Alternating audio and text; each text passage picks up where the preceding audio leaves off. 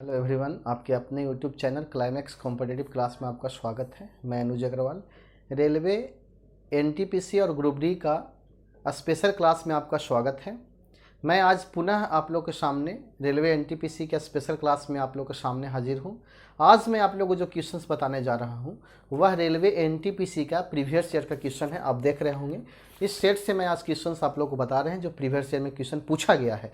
और आप लोग जानते होंगे कि रेलवे एनटीपीसी और ग्रुप डी का जो सिलेबस रहता है सीमित मात्रा में है, ज़्यादा सिलेबस लॉन्ग नहीं है। आप पे 1.5 से 2 महीना के अंदर आप इसको तैयारी कर सकते हैं। बहुत जस्ट 15 दिसंबर से आपका डेट दिया गया है। अभी से आपके पास टाइम है, अभी से आप तैयारी में लग जाइए और रेगुलर सेट प्रैक्टिस कीजिए। सेट प्रैक्टिस पर ज़्यादा जोर कीजिए। मेरा एक लक्ष्य है सभी को समान शिक्षा देना। तो मैं आप लोग के सामने हर एक टॉपिक लेकर आऊँगा, चाहे वह जीएस पेपर से संबंधित हो या रीजनिंग का है या मैथ्स का है। मेरा प्लेलिस्ट बना हुआ है, इस प्लेलिस्ट में जाइए। बहुत सारे टॉपिक को पढ़ाए हैं हम डीपली, आप लोगों को बेसिक कॉन्सेप्ट, ट्रिकली सभी कॉन्सेप्ट मैं आप लोग को दे रहा हूँ। ठीक है, तो आज के क्लास में आपको फर्स्ट क्वेश्चन देखिए किस प्रकार से पूछा गया है। 2018 का है, 15/11/2018 शिफ्ट सेकेंड का क्वेश्चन है। देखिए किस प्रकार से है। कहता है अशोक और किरण किसी काम को 10 घंटे में पूरा करते हैं। किरण और रोहन उसी काम को 15 घंटे में पूरा करते हैं, जबकि अशोक और रोहन इसे 12 घंटे में पूरा करते हैं। किरण को अकेले इस काम को पूरा करने में कितना घंटे लगेंगे। ठीक है, तो ध्यान दीजिएगा, ये आपका अशोक हो गया और ये आपका किरण हो गया। दोनों मिलकर किसी काम को 10 घंटा में कर रहा है और किरण और रोहन किसी काम को 15 घंटा में कर रहा है, जबकि अशोक और रोहन किसी काम को 12 घंटा में कर रहा है। तो किरण अकेले उस काम को कितना दिन में करेंगे। ये आपका टाइम एंड वर्क से क्वेश्चन है। आपके पास ऑप्शन भी दिया गया है 26 घंटे, 15 घंटे, 24 घंटे और 30 घंटे। ये टाइम एंड वर्क से इसका ट्रिक होता है बनाने का। बहुत आसान तरीका से आप निकाल सकते हैं, लेकिन आप बेसिक तरीका से भी बहुत आसान तरीका से निकाल सकते हैं। देखिए आप यहाँ ए आपका 2 है तो यहाँ 2 कॉमन हो जाएगा। के सभी आपका 2 कॉमन है तो आपका ये हो जाएगा। ठीक है, आप सभी का एलसीएम ले सकते हैं 1/10 प्लस 1/15 प्लस 1/12। तो आप सबके एलसीएम लीजिएगा 10, 15, 12 का, तो आपका 60 एलसीएम हो जाएगा। देख लीजिएगा निकाल के, 10 तक 60, 15 चौके 60 हो जाएगा, 12 25 60। तो 5 6 4 10 और 5 15/60 हो जाएगा, 15 चौके 60। तो यहाँ से आपका ए प्लस के प्लस आर का निकालिएगा तो ये 4 और 2 में मल्टीप्लाई होगा तो ये आपका 8 हो जाएगा, 8 घंटा। ठीक है, यहाँ से आपको किरण का पूछा गया है, तो किरण को निकालने के लिए आप ए और आर वाला घटा दीजिएगा तो आपका के वाला निकल जाएगा। ठीक है, तो यहाँ से अगर हम किरण का निकालना है के का, तो 1/8 में से 1/12 घटा देंगे तो आपका एलसीएम हो जाएगा 12, 8 का 24, तो 8 3 के 24, 12 दूनी 24, 1/24। यानी आपका आंसर किरण का 24 घंटा होगा। ठीक है, तो उम्मीद करते हैं ये क्वेश्चन आपको समझ में आया होगा। आप ऐसे क्वेश्चंस पे प्रैक्टिस कर सकते हैं। ये आपका टाइम एंड वर्क से था, तो मैं आप लोग को टाइम एंड पढ़ाए हैं। आप प्लेलिस्ट में जाकर देखिए, टाइम एंड वर्क आपका दिया गया है। एक आपका ऐसा प्लेलिस्ट बना है वो कॉम्पिटिटिव क्लास के भेज से होगा, कॉम्पिटिटिव मैथ्स लिखा होगा, और एक आपका इंपॉर्टेंट रीजनिंग लिखा होगा। जो हमेशा प्रीवियस ईयर का क्वेश्चन उसमें डाला गया है। तो आप ऐसे क्वेश्चंस को प्लेलिस्ट में जाकर देखिए ताकि आपको बहुत फायदा हो। ठीक है, तो देखिए अगला क्वेश्चन क्या कह रहा है।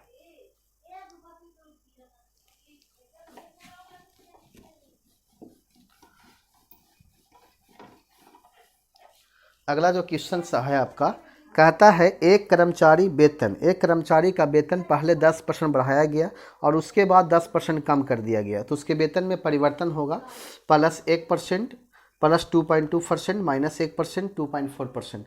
तो पहले 10% बढ़ाया गया, ठीक है, उसके बाद 10% कम किया गया। तो ऐसा क्वेश्चन जैसे ही मिलता है हमेशा, तो आपका हमेशा कमी होगा, हमेशा कमी होगा। और कितना कमी होगा, x²/100। तो x का वैल्यू 10 का स्क्वायर कीजिएगा तो 100/100, यानी 1% की कमी होगा, यानी -1% आपका आंसर होगा। अगर 1% की कमी ऑप्शन में रहेगा तो आप मार सकते हैं। ठीक है, या इस टाइप से बना सकते हैं, +10 -10 -10 गुना 10/100। ये आपका 10 से 10 कैंसिल, 2 0 से 2 0 कैंसिल, तो -1% आपका आंसर होगा। ठीक है, तो ये परसेंटेज टॉपिक से था और इस टाइप से भी क्वेश्चन एग्जाम में पूछे जा रहे हैं। आप देख रहे हैं क्वेश्चन को। अगला क्वेश्चन आपका जो दिया गया है वह रीजनिंग से है। कथन और कारण से। हम लोग जानते हैं कि रीजनिंग में कथन कारण क्वेश्चन बहुत इंपॉर्टेंट है और आज के डेट में ऐसे क्वेश्चंस बहुत सारे पूछे रहे हैं, तो आप उससे प्रैक्टिस कीजिए, क्योंकि अगर आप कथन कारण नहीं जानते होंगे तो आप रीजनिंग से हाथ धो जाइए बैठिएगा। इसलिए ज़रूर आप कथन कारण का वीडियो देखिए, ठीक है। तो आज का देखिए क्वेश्चन कथन कारण से किस प्रकार से क्वेश्चन दिया गया है। कहता है कथन और निम्नलिखित तर्कों पर विचार करें और निर्णय लें कि कथन के संबंध में कौन सा तर्क सशक्त है, नहीं सही है। तो कथन में दिया गया है और तर्क दिया गया है। तर्क में आपका 2 ऑप्शन दिया गया है, यानी 2 तर्क दिया गया है। तो सबसे पहले कथन और तर्क से संबंधित जो भी क्वेश्चन अगर आप लोग के सामने एग्जाम हॉल में आता है, तो सबसे पहले आप क्या कीजिएगा, सबसे पहले आप क्या कीजिए कि उस कथन को ध्यान से समझिए, और तर्क में अगर आपका वैसा ऑप्शन है जो आपके लाइफ से रिलेटेड है, जो आपका सच्चाई है, उस सच्चाई को भी अगर आप जानते होंगे और वह सच्चाई आपका कथन में नहीं दिया गया है, तो सच्चाई पे हम नहीं चलेंगे। यानी जो कथन में वर्ड दिया गया है हम उसी पर डिपेंड करेंगे, कथन आपका चाहे गलत क्यों नहीं रहे। यानी जिंदगी की वास्तविकता से संबंधित आपका कथन नहीं होता है, याद रखिएगा इस चीज़ को। अगर जो आपका सही लगता है उस चीज़ को मत मारिए, यानी जो कथन कहता है उस चीज़ को मारिए। यानी इस सेक्टर में आप अननोन है, माइंड में बैठाइए कि एक आप अननोन पर्सन है, जो आपको कहा जा रहा है वही आपको करना है, तो आपका कथन और निष्कर्ष सही होगा। जैसे देखिए कथन में कहा है क्या सुरक्षा सुनिश्चित करने के लिए रात में सोसाइटी में वॉचमैन होना चाहिए। ध्यान से देखिएगा, कहता है कि क्या सुरक्षा सुनिश्चित करने के लिए रात में सोसाइटी में वॉचमैन होना चाहिए। 1 मिनट ध्यान दीजिएगा थोड़ा, देखिए माफ़ी चाहता हूँ थोड़ा डिस्टर्ब किए हम। कहता है कथन को ध्यान से देखिएगा, क्या सुरक्षा सुनिश्चित करने के लिए रात में सोसाइटी में वॉचमैन होना चाहिए। ये आपका कथन दिया गया है, तो इस कथन से आपका क्या तर्क निकलता है, उस तर्क को आपको दिया हुआ रहेगा, यानी आप क्या सोचते हैं उस तर्क, यानी इस कथन से क्या तर्क निकलता है यही आपको बताना है, ठीक है। यानी एक बार फिर से देखिए, क्या सुरक्षा सुनिश्चित करने के लिए रात में सोसाइटी में वॉचमैन होना चाहिए। जो सोसाइटी आप जानते करते होंगे बहुत सारे लोगों का निवास स्थान होता है, तो उसमें सुरक्षा रखने के लिए वॉचमैन को होना जरूरी है, यानी यह होना चाहिए। यानी कथन में आपका दिया गया है कि वॉचमैन का होना चाहिए व्हाट। तो आप बताइए इसका तर्क किस प्रकार से होगा। तर्क आपको दिया गया है, जैसे दिया गया है, हाँ वॉचमैन रखना हमेशा बेहतर होता है और इससे चोरों का डर भी कम होता है। और दूसरा दिया गया है कि नहीं, वॉचमैन होने के बाद भी इस बात की कोई गारंटी नहीं है कि चोरी नहीं होगी। तो बताइए आप क्या मारिएगा। इसमें आपका ए में दिया गया ऑप्शन तर्क 1 और 2 दोनों सशक्त है, केवल तर्क 1 सशक्त है, ना तो 1 और ना ही 2 और केवल 2। तो बताइए कथन को ध्यान से देखिए, क्या सुरक्षा सुनिश्चित करने के लिए रात में सोसाइटी में वॉचमैन होना चाहिए। तो हाँ होना चाहिए, क्योंकि हाँ वॉचमैन रखना हमेशा बेहतर होता है और इससे चोरों का डर भी कम होता है। ऐसे मान लिया जाए कि आपकी सोसाइटी में वॉचमैन अगर बैठे हुआ है, रात को पहरा दे रहा है, तो आप सुरक्षित हैं कि यहाँ चोर का डर कम होगा। अगर यही वॉचमैन नहीं रहता तो आपको डर रहता कि चोर कभी भी आ सकता है। तो इसका तर्क 1 सही होगा, ऑप्शन संख्या आपका सी, ठीक है। चलिए 5 जो क्वेश्चन आपका दिया गया है फिगर से संबंधित क्वेश्चन है। जैसे आप 5 नंबर क्वेश्चन को देख रहे होंगे, फिगर में आपका दिया गया है 4। पहला फिगर में आपको वर्ग बनाया गया है और वर्ग में आपको सेकेंड फिगर में क्या किया गया है, यानी इस टाइप से 4 लकीर खींचा गया है। और नेक्स्ट फिगर में आपका दिया गया है 1 2 3 4 5 6 7 8 भुजा वाले अष्टभुज दिया गया है।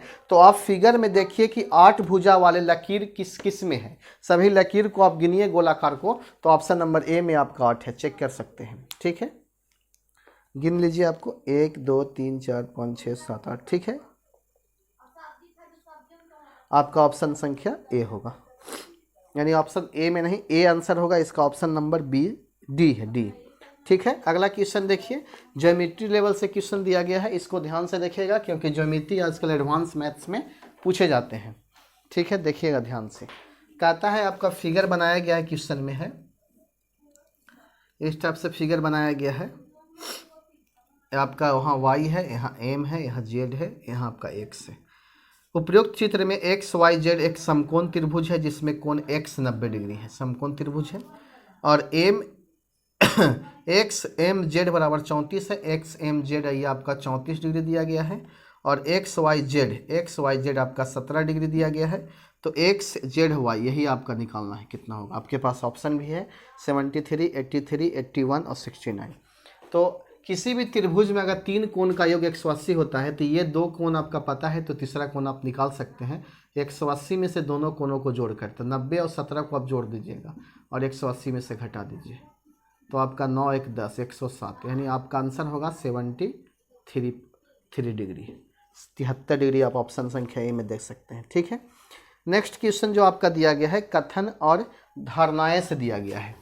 कथन और धारणा और कथन और तर्क दोनों में बहुत अंतर है। कथन और धारणा का मतलब होता है, यानी कहने का मतलब जो है पूर्व धारणा, यानी कथन घटना घटने से पहले आप किस तरह से उसको सोच सकते हैं उसके बारे में। और तर्क मतलब क्या होता है, उस कथन से घटना घटने के बाद उस पर क्या आप तर्क निकाल सकते हैं। ठीक है, तो ये जो आपका है कथन और धारणाएं से है। ध्यान दीजिएगा, नीचे दिए गए कथन पर विचार करें और निर्णय लें कि दी गई धारणाओं में से कौन सी कथन में निहित है। कथन कहता है कि एक सुंदर साड़ी भले ही महंगी हो बिक जाती है। कथन में कह रहा है कि एक सुंदर साड़ी भले ही महंगी हो बिक जाती है, यानी कहने का मतलब है कि अगर एक सुंदर साड़ी जो है भले ही महंगी है लेकिन बिक जाती है।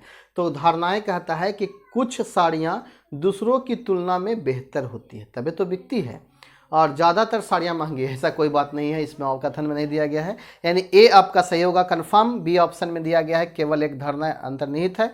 आप इसको ध्यान से देखिएगा, बहुत ईजी क्वेश्चन है। एक क्वेश्चन और है लास्ट में और एक क्वेश्चन आपका होमवर्क रहेगा। ठीक है, उसी तरह से प्रैक्टिस के तौर पर एक क्वेश्चन जो आपका दिया गया है CISI से नहीं है, लेकिन ये आपका क्रैमुल विक्रैमुल CPSP से है। देखिए, एक वस्तु को 1950 रुपया में, यानी 19 रुपया 50 पैसा में बेचने पर एक व्यापारी को 30% का लाभ होता है, तो 40% लाभ कमाने के लिए उसे कितना में लाभ कमाने के लिए विक्रय मूल्य में कितने वृद्धि करना पड़ेगा, यानी 19 + x इसमें कितना वृद्धि करना पड़ेगा। इस टाइप से आप इसको हल कर सकते हैं। आपके पास ऑप्शन है 1 रुपया 50 पैसा, 1 रुपया 25 पैसा और 1 रुपया और 1.75। उम्मीद करते हैं कि x का वैल्यू यहाँ से आप निकाल सकते हैं। ठीक है, एक क्वेश्चन और है, उस क्वेश्चन को आप होमवर्क के रूप में हम दे रहे हैं, उसका भी आंसर बताइएगा। दो व्यक्तियों की वर्तमान आय का योग उनकी आयु के बीच के अंतर का 7 गुना है। 10 वर्षों के बाद उनकी आयु का योग उनकी आयु के बीच के अंतर का 9 गुना हो जाएगा। बड़े व्यक्ति की वर्तमान आयु कितनी है। आपके पास ऑप्शन है 32 वर्ष, 10 वर्ष, 20 वर्ष और 35 वर्ष।